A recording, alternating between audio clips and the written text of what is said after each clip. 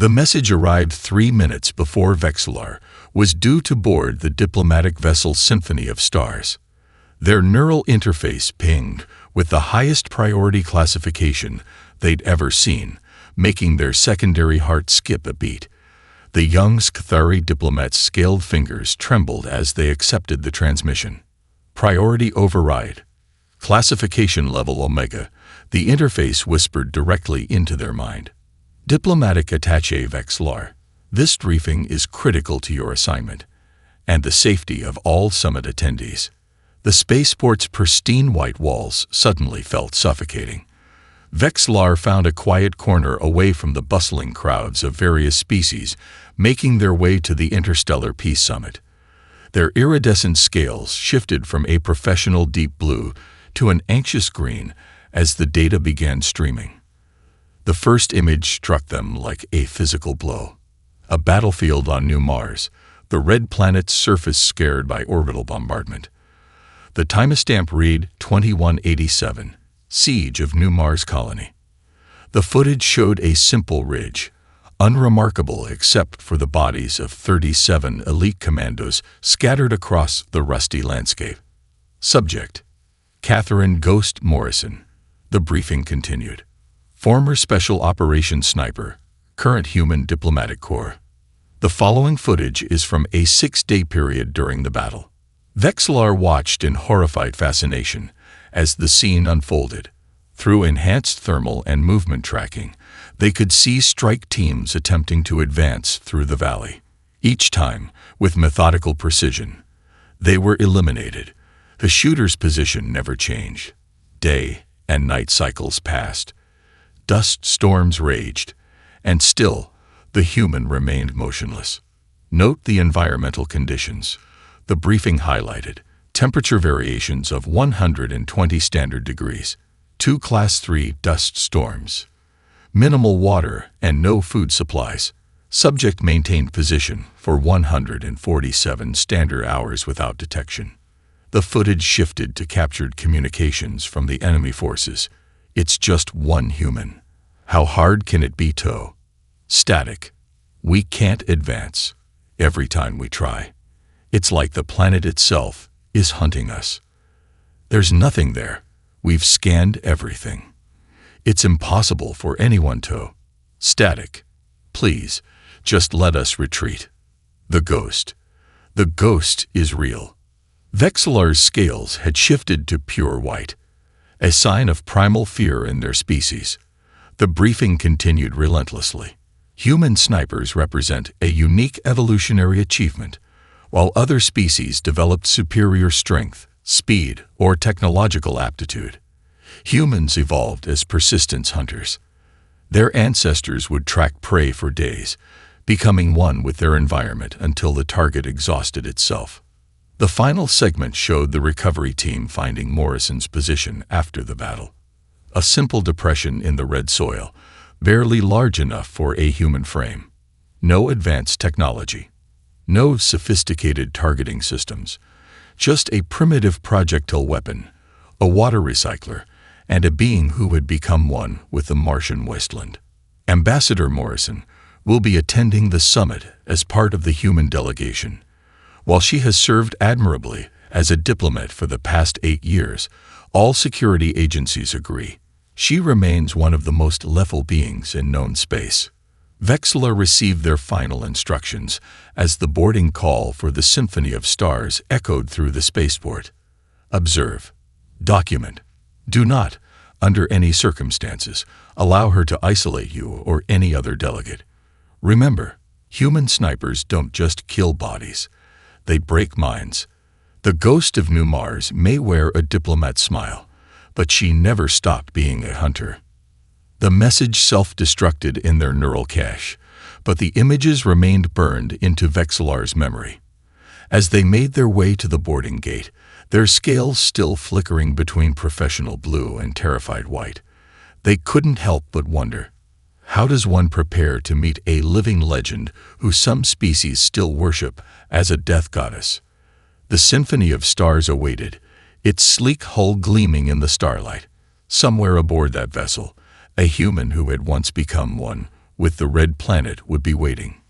Vexillar straightened their ceremonial robes, forced their scales to maintain a diplomatic hue, and stepped toward their destiny. Sleep eluded Vexillar during their first night, aboard the Symphony of Stars. Their private quarters, though luxuriously appointed for their diplomatic status, felt like a cage. The young Scatheri found themselves obsessively accessing every available record about Catherine Ghost Morrison, their scales shifting between midnight blue of concentration and the purple of academic fascination. The ship's archives held more than they expected. Before the Battle of New Mars, Morrison had already become a legend among both allies and enemies. The footage from the Venusian campaign made Vexillar's primary heart stop for 3 full beats. There she was, a lone figure in an environmental suit, navigating the sulfuric wastelands of Venus. The mission: eliminate a separatist leadership meeting in a supposedly impenetrable bunker. The method: pure human insanity. Subject spent 73 days in toxic environment, the report stated. Established position inside an active geological vent. Calculated shot through multiple layers of atmospheric distortion, 2 energy shields, and a magnetic storm. Distance: 3.7 kilometers. Result: single shot, 13 confirmed eliminations through chain reaction. Vexillar had to pause the footage. Their species prided themselves on mathematical precision, but this was different. The calculations required for such a shot weren't just about physics. They required an understanding of chaos theory, predictive environmental modeling, and what the humans called gut instinct, a concept that still baffled xenobiologists. The next file made their scales ripple with disbelief. During the defense of New Earth's moon base, Morrison had been trapped behind enemy lines. Standard protocol would have been to retreat. Instead, she spent 3 weeks systematically hunting the invading force. The Ghost's psychology profile suggests a unique human adaptation. One analyst wrote, "Most species enter a heightened state of awareness during combat. Morrison appears to do the opposite, entering an almost meditative state where she becomes virtually undetectable to both technology and organic senses." Surveillance footage showed enemy soldiers walking within inches of her position without detection. Heat sensors, motion detectors, even pheromone trackers failed to register her presence. It was as if she could tell the universe itself to look the other way. How is this possible? Vexillar whispered to their empty quarters. The answer came from an unexpected source, a captured enemy commander's debriefing.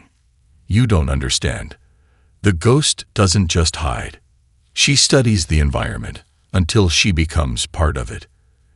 Every shadow, every sound, every thermal pattern, she makes them all work for her. We found positions where she'd stayed absolutely still for so long that dust had settled in perfect uniformity over her body. Do you know what that takes? Not just physical control. It takes a kind of patience that shouldn't exist in any living being." As the ship's artificial day cycle began to dawn, Vexillar found themselves looking at their own reflection in the viewport. Their ancestors had been apex predators on their homeworld, yet they felt like prey when reading these reports. The final file they accessed was the most disturbing: a psychological analysis of human snipers. Unlike other species' elite warriors, human snipers don't seek to dominate their environment. They don't fight against it or try to bend it to their will. Instead, they achieve a state of perfect harmony with their surroundings. This ability, combined with their species' evolution as persistence hunters, creates something unique in the galaxy, a predator that can become one with the void itself. The ship's morning alert chimed, signaling 5 hours until the first diplomatic session. Somewhere aboard this vessel, walking these same corridors, was a being who had mastered the art of becoming nothing. A human who had turned patience into a weapon and stillness into a form of violence. Vexillar's scales finally settled into a deep green of resolution. They had come seeking to understand the legend of the ghost. Now they realized that understanding might be the most terrifying part of all. The grand reception hall of the Symphony of Stars sparkled like a treasury of stars. Crystalline chandeliers cast rainbow refractions across the gathered diplomats' ceremonial attire, creating a dazzling display of interstellar fashion and status. Vexillar's scales had finally settled into a professional azure, though their hearts still raced with anticipation. Then they saw her. Catherine Morrison stood near the Earth section, wearing a simple deep blue diplomatic uniform that seemed to absorb light rather than reflect it. Her silver-streaked red hair was pulled back in a neat braid, and laugh lines crinkled around her eyes as she chatted with a group of Centaurian delegates. She was shorter than expected, perhaps 165 centimeters, with the lean build of a distance runner. "Fascinating, isn't she?" a voice whispered behind Vexillar, making their scales ripple in surprise. Ambassador Kexley, their mentor, had approached without detection. "Watch her eyes." Vexillar did. At first, Morrison seemed completely engaged in her conversation, sharing what appeared to be a humorous story about Earth's first contact with the Centaurians. But then Vexillar noticed it. The micro-movements. Every 3.2 seconds, her eyes performed a perfect scan of the room. Exits, threats, cover positions, angles of fire, all catalogued without a single break in her animated discussion. "She's hunting," Kexley murmured. "She never stopped. I met her during the peace negotiations on Europa.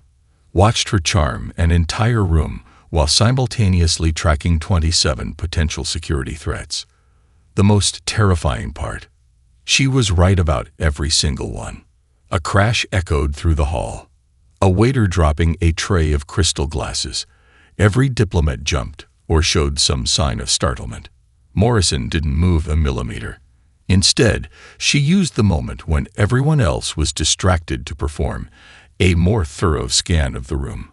Her eyes met Vexillar's for a fraction of a second, and the young diplomat felt their scales go white with primal fear. "Ah," Morrison's voice carried across the room as she approached them. "You must be Attaché Vexillar. I read your paper on cross-species communication patterns. Brilliant work on the subvocal harmonics theory." Up close, she smelled like earth rain and something else, a subtle scent that seemed to change every time Vexillar tried to identify it. Her handshake was firm but not aggressive, her smile genuine but not overly familiar. "Ambassador Morrison," Vexillar managed, their vocal sacs producing a respectful harmonic. "Your reputation precedes you." "Oh." One eyebrow raised slightly. Which reputation would that be? There was amusement in her voice, but also something else, a predator's assessment.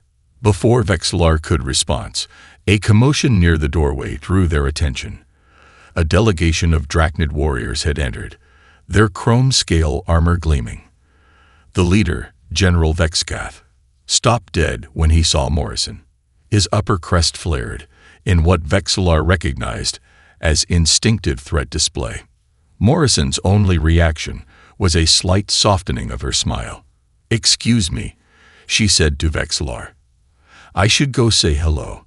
The general and I have history." As she walked away, Vexillar noticed how the crowd unconsciously parted before her. Not obviously. No one would have noticed unless they were looking for it.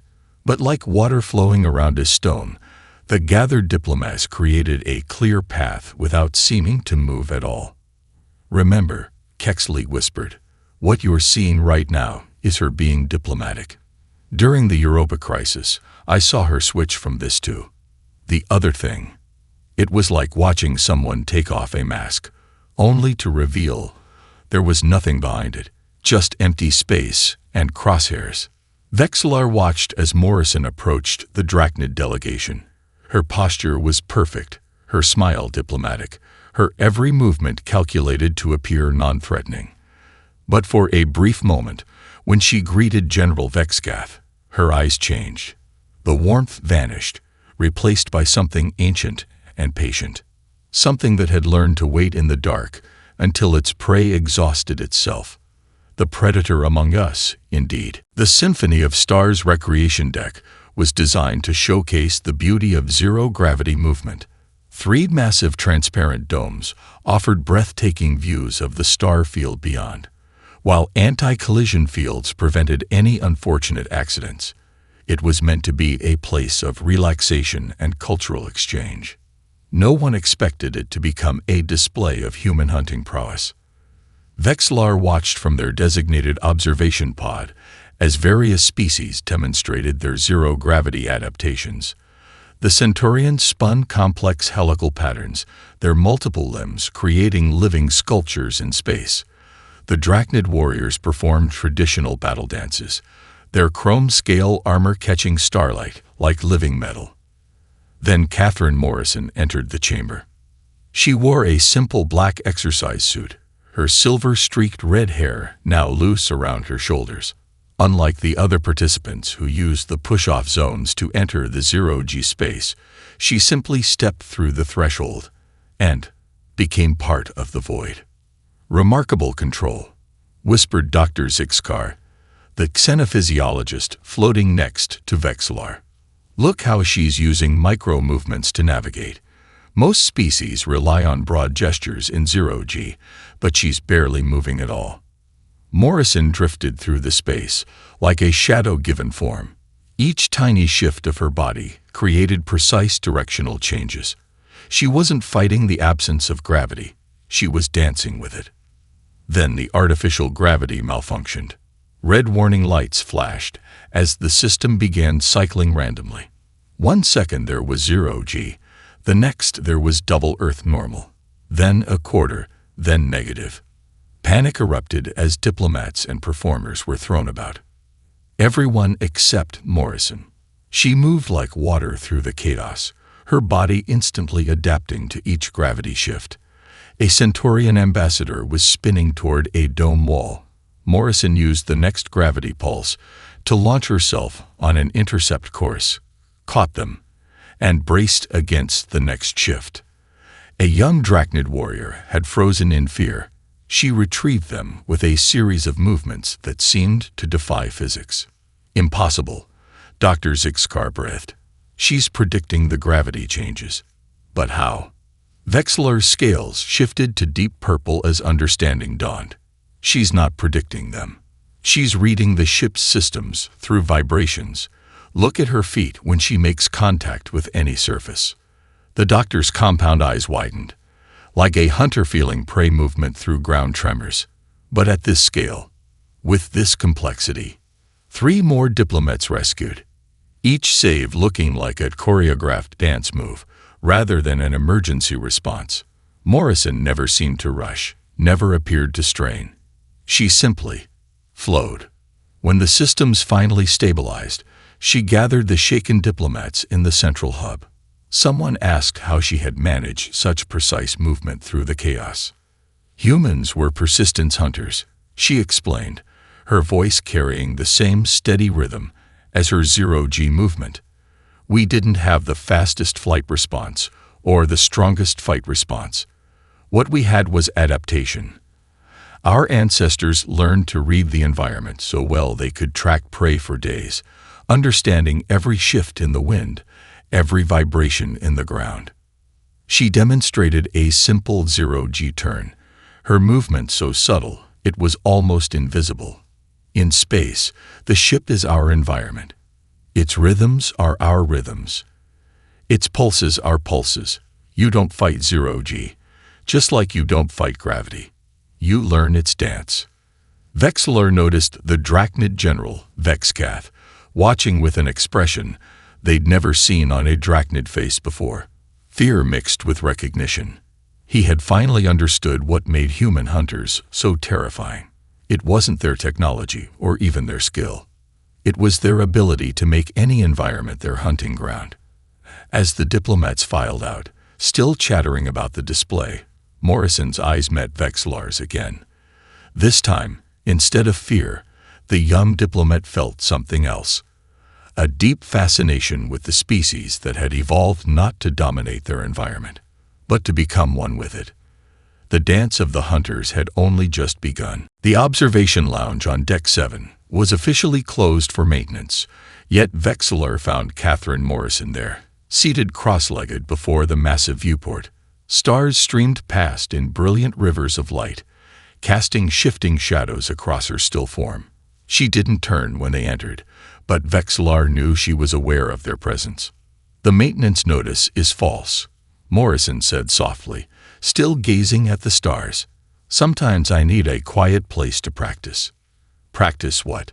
Vexillor asked, their scales shifting to a curious amber. "Becoming nothing." She finally turned, and her eyes held that ancient hunter's look. "Would you like to learn?" Vexillor's secondary heart skipped a beat, but they found themselves moving forward, settling into a respectful distance from the human. The stars painted patterns across the deck, creating a natural light show that made depth perception difficult. "Watch carefully," Morrison said. And then, without any obvious movement, she began to fade from Vexillor's perception. She was still there, sitting in plain sight, but somehow their eyes kept sliding past her, as if she had become part of the star pattern behind her. "How?" Vexillor's voice trailed off as their natural hunting instincts failed to track the human. Morrison reappeared as suddenly as she had faded. "Human snipers don't just hide," she explained. "Any species can hide. We become part of the environment itself. Every shadow, every flicker of light, every ambient sound. We learn to match them perfectly." She stood with liquid grace, moving to the center of the room. "Your species evolved as ambush predators. You wait in one perfect spot for prey to come to you. Humans, we learn to become the spot itself." To demonstrate, she began moving across the room. Vexillor watched in fascination as she seemed to melt into each pattern of starlight, becoming indistinguishable from the natural play of shadows. "On New Mars, I didn't just find a good position. I studied the wind patterns, the dust movements, the thermal cycles. After 3 days, I wasn't hiding on the planet. I was part of it." "Is that why they called you Ghost?" Vexillor asked, their scientific curiosity overriding their instinctive fear. Morrison's laugh was surprisingly warm. "No, they called me Ghost because of what happened inside their minds. When you can't find something that's hunting you, your brain starts playing tricks. You see movement where there is none, hear sounds that don't exist. The more advanced the species, the worse it gets." She returned to her seat by the viewport. The Drachnids had the best thermal imaging in the galaxy, motion sensors that could detect a dust mote shifting. But they couldn't find me because they were looking for someone hiding. I wasn't hiding. I had become part of the thing they were looking through. "But surely modern technology," Vexillor began. "Technology searches for disruptions in natural patterns," Morrison interrupted gently. "What happens when you become the pattern? When your heartbeat matches the pulse of the environment, when your body temperature shifts to match your surroundings, when your very consciousness expands to hold the space around you." She demonstrated again, this time moving so perfectly with the shifting starlight that Vexillor's hunter's vision couldn't distinguish her from the background. "This is why human snipers are different. We don't just learn to be still, we learn to be everything else. The wind, the shadows, the void between stars. How long can you maintain this state?"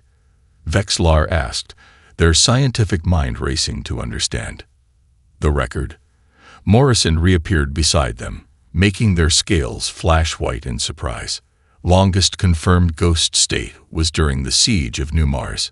6 days, 4 hours, 17 minutes. But it's not about the time. It's about the transition. The moment when you stop being a hunter and become the hunt itself." As if to emphasize her point, she began to fade again. But this time Vexillor watched the process carefully. There was no technological trickery, no active camouflage. She simply aligned herself with everything around her until she became part of the universal dance of light and shadow. Remember, her voice came from everywhere and nowhere. Humans didn't evolve to be the strongest or the fastest. We evolved to be the most patient, the most adaptable, the ones who could become whatever we needed to be to survive. In that moment, surrounded by stars and talking to a voice that seemed to come from the void itself, Vexillar finally understood the true power of human hunters. The attack came during third shift, when most of the Symphony of Stars diplomatic contingent was asleep. Vexillar was awakened by a sharp change in the ship's ambient hum, something their hunters' senses registered before the actual alarms began. Security breach in engineering. The ship's AI announced calmly, "All delegates please remain in your quarters. This is not a drill." Through their cabin's viewport, Vexillar watched emergency containment fields shimmer to life along the ship's hull. The stars beyond became distorted, creating strange patterns of light and shadow across the corridors. Then the real message came through their private diplomatic channel. Drachnid separatists have seized control of engineering. 15 hostiles. They have control of life support and artificial gravity. Vexillar's scales rippled with fear as they remembered General Vexcath's expression during the reception. Had this been planned all along? The first sign that something was wrong came from the separatists themselves. Their initial broadcast, meant to be a show of force, ended abruptly with a strange sound in the background, like wind through ancient stones. "Where is she?" One of the separatists could be heard shouting through an open channel. "The human ambassador, Morrison. She's not in her quarters." Vexillar felt their scales shift to a deep blue of understanding. The hunt had begun. The next 6 hours were a symphony of psychological warfare. The separatists' communications became increasingly erratic. They reported movement in impossible places, shadows that shouldn't exist in the harsh emergency lighting. "There's nothing on the sensors," one would report. "Check again." Another would scream. "She's here. I know she's here. How can she move between decks? We've locked down all the access points." Then the disappearances started. One by one, separatists began to vanish. No weapons fire, no signs of struggle. They would simply stop responding to radio calls.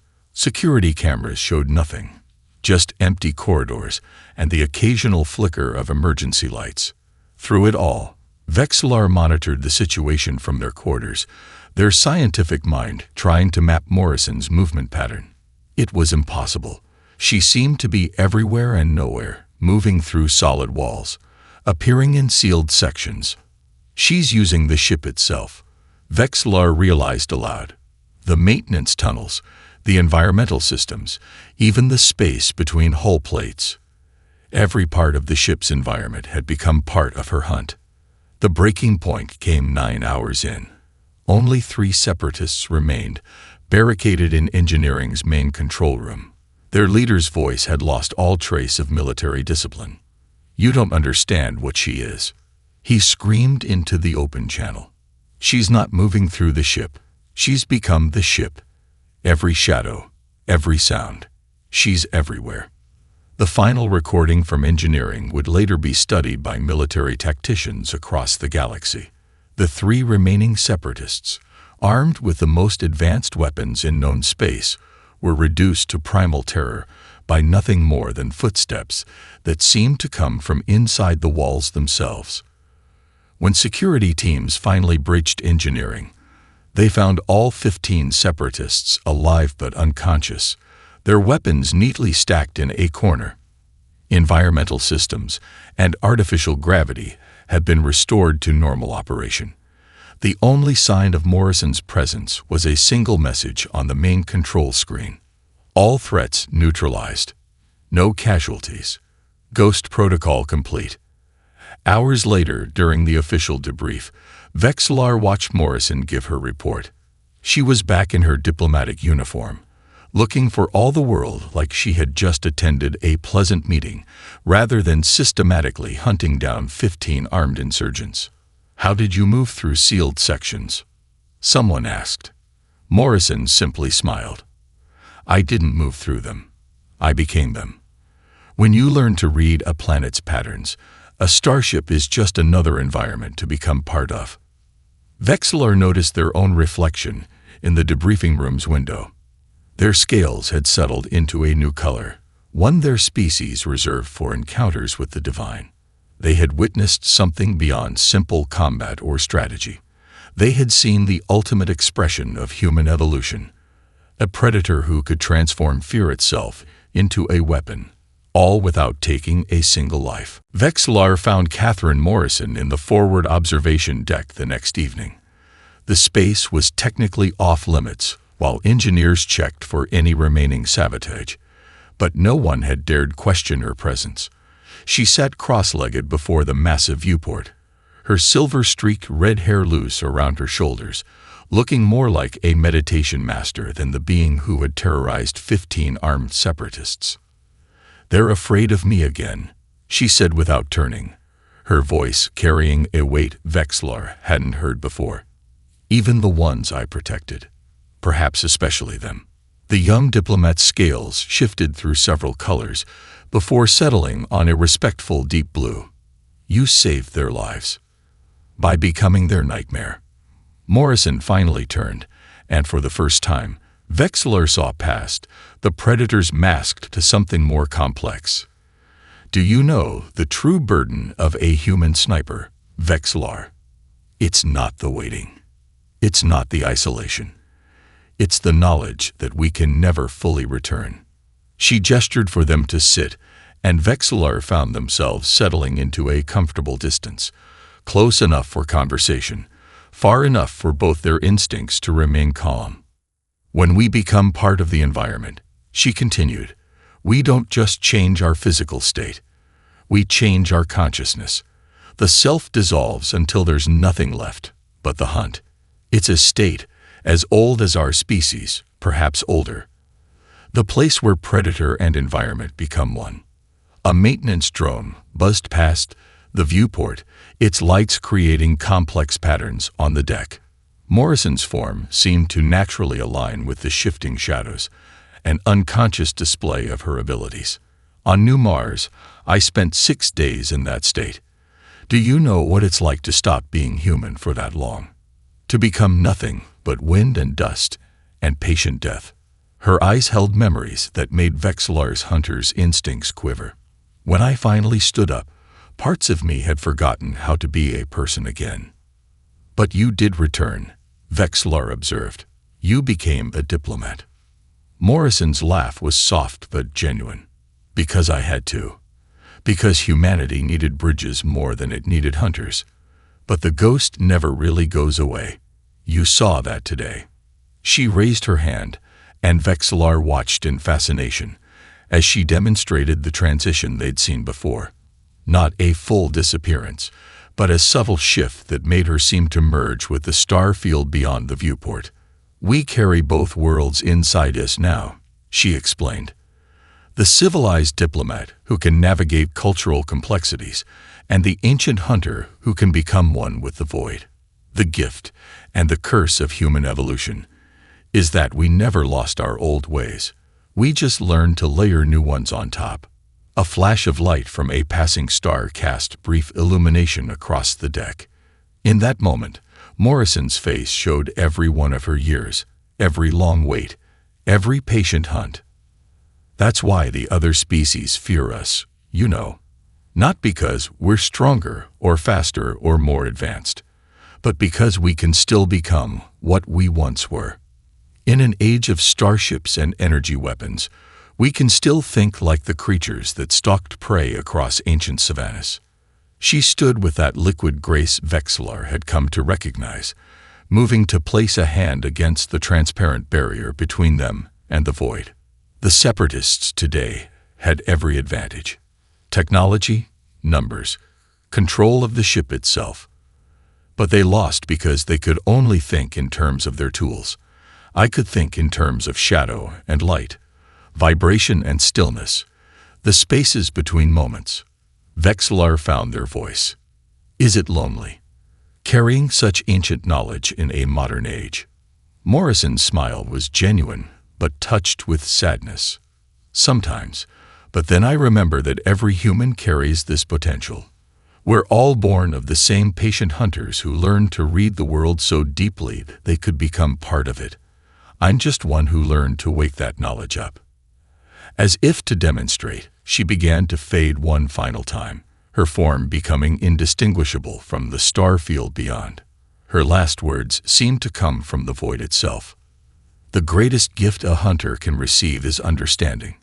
Thank you, young diplomat, for seeking to understand rather than simply fear. 20 years have passed since that voyage aboard the Symphony of Stars. Vexlar, now the head of interspecies relations, sits in their office in the Galactic Diplomatic Court headquarters on New Earth. The view from their window shows the sprawling beauty of humanity's second home, where representatives from 100 species now live and work together. On their desk sits a small hologram, Catherine Morrison, now long retired, standing with a group of young diplomats from various species. Her hair had turned completely silver by then, but her eyes still held that ancient hunter's wisdom. She had spent her final years teaching what she called environmental awareness to a new generation. Ambassador, their assistant's voice chimes through the comm. The new batch of diplomatic candidates has arrived for your lecture. Vexlar's scales ripple with anticipation as they gather their materials. This is their favorite part of the job, teaching young diplomats about the true nature of human potential. The lecture hall is filled with representatives from 24 species. Young faces, fresh from their respective academies, all eager to learn the art of interstellar diplomacy. Vexlar's scales shift to a warm, welcoming gold as they take the podium. Today, they begin. I want to tell you about the most important lesson I ever learned about humanity. It didn't come from their history books or their cultural archives. It came from watching one of their hunters become the void itself. The room falls silent. Even now, the story of the ghost of New Mars commands attention, but Vexlar tells a different version than the military accounts or sensationalized holovids. Humans are not the strongest species in the galaxy. They continue. Not the fastest, not the most technologically advanced, but they carry something none of the rest of us fully understand: the ability to become whatever they need to be. Vexlar projects an image of Earth's ancient savannas. Their ancestors were not the apex predators of their world. Instead, they became something far more remarkable. Hunters who could read the language of their environment so well they could become part of it. The next image shows modern humans working alongside other species in various settings: engineering, medicine, diplomacy. This adaptability never left them. Whether they're hunting across ancient plains or navigating complex diplomatic waters, humans retain this fundamental ability to align themselves with their environment. A young drachnid raises their hand. But what about their warrior nature? The ghost stories. Vexlar's scales shift to a thoughtful purple. Catherine Morrison taught me that human hunters don't seek to dominate their environment. They seek to understand it so completely they can become one with it. This philosophy has shaped every aspect of their development. They share their personal recordings from the Symphony of Stars incident, officially declassified years ago. The students watch in awe as Morrison neutralizes 15 armed separatists without taking a single life. This is humanity's true legacy, Vexlar explains. Not their capacity for violence, but their ability to transform understanding into action. They can be warriors when needed, diplomats when required, exactly what each situation demands. The final image shows the current Galactic Council, where humans work seamlessly with other species. We often fear what we don't understand, but when we take the time to look deeper, we find that humanity's greatest strength isn't their ability to fight. It's their ability to adapt, to connect, to become part of any community they join. As the lecture concludes, a Centaurian student asks the question Vexlar has been waiting for. Have you stayed in contact with Ambassador Morrison? Vexillar's scales shift to a soft silver, the color of fond memories. She passed away 5 years ago, but her legacy lives on. The last time I saw her, she told me something I'll never forget. The greatest hunt is not for prey, but for understanding.